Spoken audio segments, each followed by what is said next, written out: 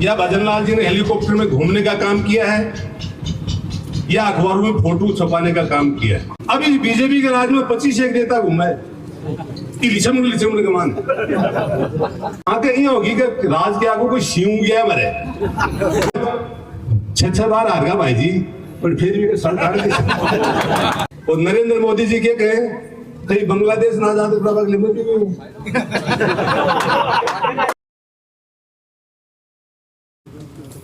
ग्राम पंचायतों का गलत पुनर्गठन हो रहा है, नगर पालिका के वार्डों का गलत पुनर्गठन हो रहा है। इसके खिलाफ हमारे नेता प्रदेश कांग्रेस के अध्यक्ष हमारे लोकप्रिय विधायक आदरणीय डोटासरा साहब के सानिध्य में अब हम सब इस विरोध प्रदर्शन में शामिल हुए हैं।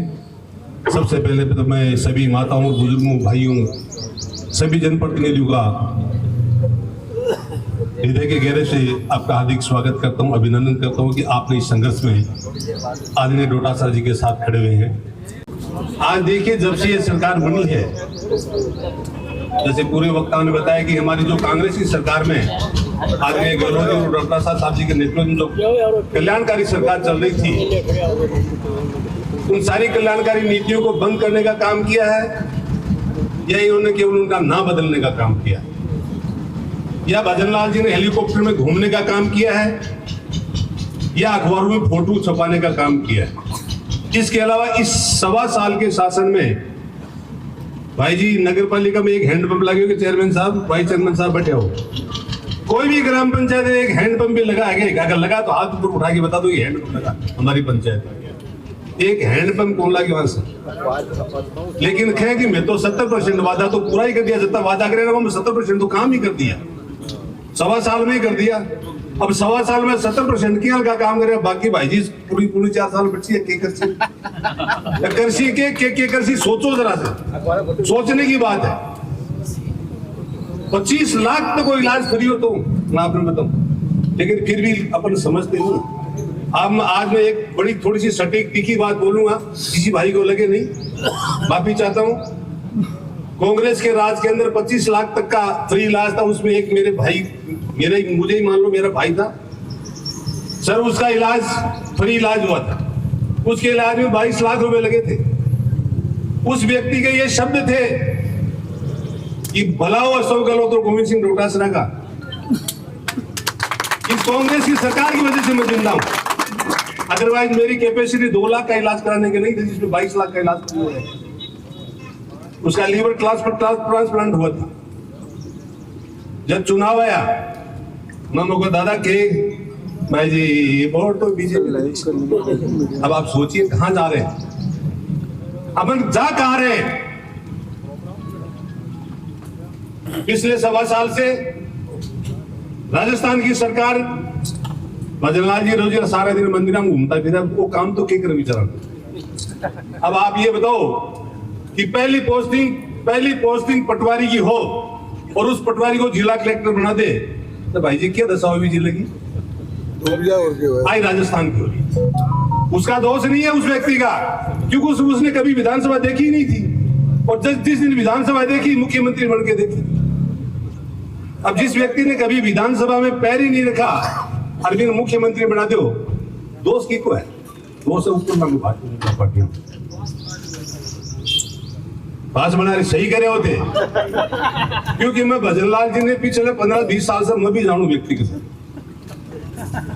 तो कहने का मतलब ये है कि ये लोग, अब दूसरी बात ये कि हमारे यहाँ स्थानीय इस भारतीय जनता पार्टी में अपने तो एक ही लीडर था, कांग्रेस का एक ही लीडर है, इसलिए कांग्रेस की गवर्नमेंट में जो भी काम होता था ना, वो पूरा पारदर्शिता से काम होता था, हमें पता लगता था पहले, क्योंकि हमारे नेता कहते थे कि अपन ये काम करेंगे, तो हम भी छाती ठोक के कहते थे ये काम होगा, और वही होता था।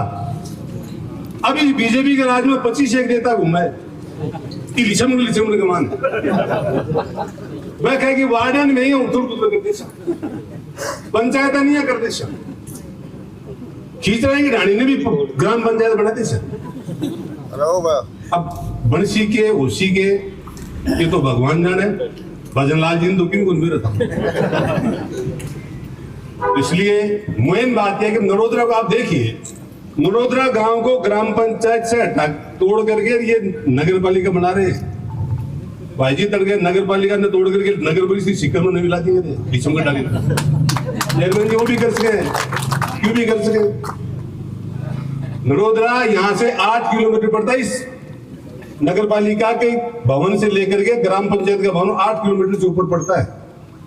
एक व्यक्ति गांव का एक व्यक्ति अगर ये कहते कि हमें नगर पालिका बना दीजिए तो हम सहमत हो जाएंगे। मानासी पंचायत का एक व्यक्ति, ये पारिक जी बैठे यहां से 500 मीटर 700 मीटर भी है, इनसे भी पूछ लो, ये भी देखो उसकी इसके खिलाफ बैठे यहाँ। उस दिन भी 300 साढ़े 300 आदमी आए थे, 300-400 आदमी नरोदरा से आए थे। आज भी मानासी पूरी ग्राम पंचायत बैठी है, नरोदरा पूरी ग्राम पंचायत बैठी है, हमें नहीं चाहिए नगर पालिका में, हम नहीं जाना चाहते हैं। उसके बाद भी नहीं थाने मिला से आगे नहीं होगी कि राज के आगे कोई शिव गया मरे। अरे राज आता रहता है जाता रहता है, राज पहले कांग्रेस का भी राज था भाई लोग, हमारा राज भी था, हमने तो कभी राज का कभी किसी को धूस दिखाई नहीं, हमने तो हमेशा यूं रखा। आज भी हमारा नेता हमेशा यूं रखता है, हाथ जोड़ के रहता है पब्लिक के सामने। और बस 6 बार हार गया भाई जी, पर फिर भी सड़क काट नहीं सके, सड़क नहीं छोड़ी। फिर तो वही वो सड़काट बड़ा मंत्रालय लिया बदलाल जी को, जो ज्यादा ठीक रहे। डेमोक्रेसी है, प्रजातंत्र है, प्रजातंत्र है। और अगर ये प्रजातंत्र जिंदा नहीं रहेगा तो किसी भी व्यक्ति को बोलने की आजादी नहीं रहेगी। प्रजातंत्र को वोटने के लिए चले लोग, भाई को भाई से लड़ाने के लिए चले लोग।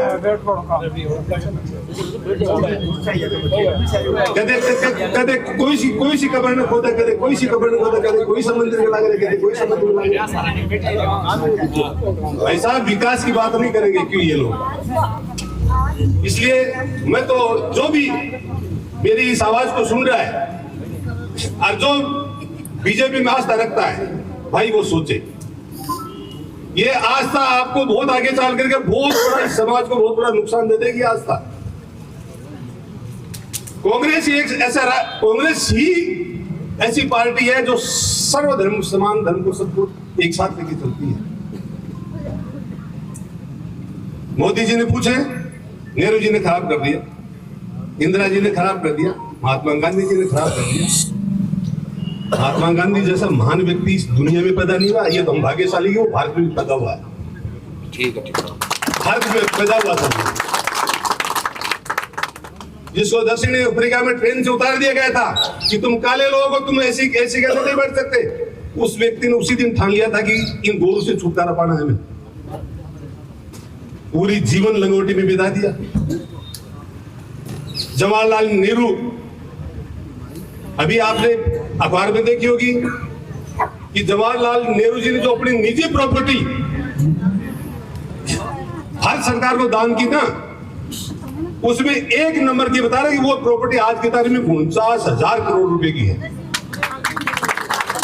और मैं आपको उसका रियल बताऊं ना तो वो कम से कम 4 लाख करोड़ रुपए की प्रॉपर्टी है, 4 लाख करोड़ रुपए की प्रॉपर्टी जिनके ऊपर अंगुली उठा रहे। जवाहरलाल नेहरू ने 10.5 साल जेल काटी थी इस देश को आजाद कराने के लिए।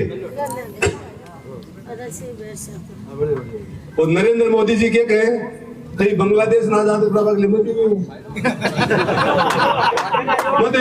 हिमालय का मान में तो तपस्या भी करी। मैं कोई पढ़ा लिखा नहीं हूँ, डिग्री दिखाओ BA के पास, डिग्री दिखाता है, डिग्री दिखाई है BA की, और खुद के शब्द है कि मैं कोई ज्यादा पढ़ा लिखा नहीं। तो ये इन झूठों से, इन बेईमानों से आपको समझना चाहिए इस देश को किस ओर ले जा रहे हैं। अब एक बात सीधी सी बात बता दें मैंने सटीक सी, कि पिछले 5 साल में कांग्रेस का राज में जब तो काम हुई संगठन गमाना, ईमानदारी से अपनी छाती पे हाथ रख के बोलना, झूठ मत बोलना कोई भी। 5 साल का काम एक तरफ और 35 साल का काम एक तरफ। 5 साल को भारी है, 35 साल को भारी है, थे ही बता लो हाथ ऊपर करके। 5 साल 35 साल में तो डूब एक तरफ तो ये अपना जनप्रतिनिधि है और दूसरी तरफ वाला ने भाई जीवन बूझो दिखाने की कि 1.25 साल का मान है, एक हैंडवर्क कोई से काम खुद होएगी, खाली सड़क बंगा कोई काम नहीं। तो अब तय करनी है कि हमारी सड़क कटवानी है या हमारी सड़क काटनी है। यही आशा और भावना के साथ इस संघर्ष का मान है। जो भी दिशा निर्देश हमारे नेता के द्वारा हमें मिलेगा, हम आपको विश्वास दिलाते हैं कि हम उसके 4 गुना ताकत के साथ हम आपके साथ खड़ा मिलेंगे। इस आशा और भावना के साथ आप सब लोग, सारा जनप्रतिनिधि, सारा नेता, माता और बहना, मेरा बुजुर्ग जितना भी पधारे, आप बहुत बहुत धन्यवाद। जय हिंद, जय भारत। बहुत बहुत धन्यवाद।